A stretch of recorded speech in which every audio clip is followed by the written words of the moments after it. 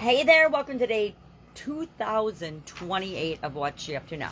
We're talking about sour grapes and supersize your business today. This is grape Kool-Aid for my granddaughter to drink later, not right now, it's warm. And the 7 Whys exercise. How do we use that to help us get our goals in any area and aspects of our life? But specifically for this year's Get Your Goals annual challenge, we're focusing on communication this month, and we're using the 7 Whys on a communication goal. So I gave a couple of examples of that. I ran through why do I want to get better at texting and texting one-on-one communication. Went through the 7 Whys quickly, like with the group as we talked about that. Then we'll talk about the 7 Whys exercises. One I make sure that we talk about every month with respect to each of the different areas and aspects of our life, because it's one of those tools that's so valuable, so easy to use. You don't even have to write it down. You can just run through it in your head. But if you use it, it will give you the drive and the motivation, the internal motivation that you need, because it's different for each and every one of us, right? Our motivation always comes from within. You know, people can do things to try to stimulate and motivate us, but the truth is nothing will motivate us unless it's important to us, and that always comes from within. So we talked about that a little bit on this year's annual challenge today, and how do we use that 7 Whys to drive us and move us forward, which is a lot of what this day's idiom is about. Sour grapes is today's idiom, and I actually like this idiom. It's from Aesop's fables, The Fox and the Grapes, and it's when people put something down that they haven't done or haven't achieved or can't get for themselves. They talk negatively about it, they put it down, they degrade it or whatever, because they haven't achieved it. Now, I like to say yet, because anything we want to go after, we can really achieve if we set our mind to it. We put in the effort and the energy and the commitment to make it happen in our lives. And I can't think of very many things that doesn't apply to.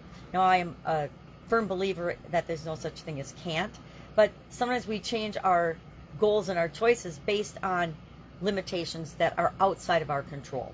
So in that instance, yeah, you can argue with me that can't is possible. I can't be 6 foot tall and a basketball player. It's never going to happen physically. It's not going to happen unless, of course, I die and come back as a 6 foot tall basketball player, whatever. So we talked about how sour grapes and being jealous or envious or resentful of other people's achievement, we can use that and the haters that pop up in our lives as we achieve our goals and objectives to drive us and motivate us and remind us that we're here to set an example, not fall into the trap of what other people tell us about ourselves, but to set an example for other people of what is possible. And we'll always have naysayers. And whenever I get those nowadays, and going online actually taught me this, because I really just ignored it offline, but online, it's hard to consider the source because you don't always know the source of the negative hate and the information that's coming your way.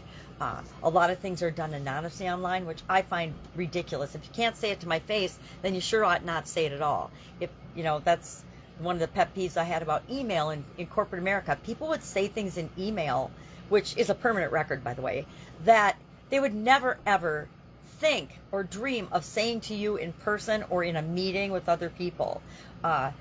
It's just mind-boggling to me, and social media has taken that and put it on steroids exponentially, in terms of people think they can say and do anything they want and behave and bully and hurt other people and put other people down.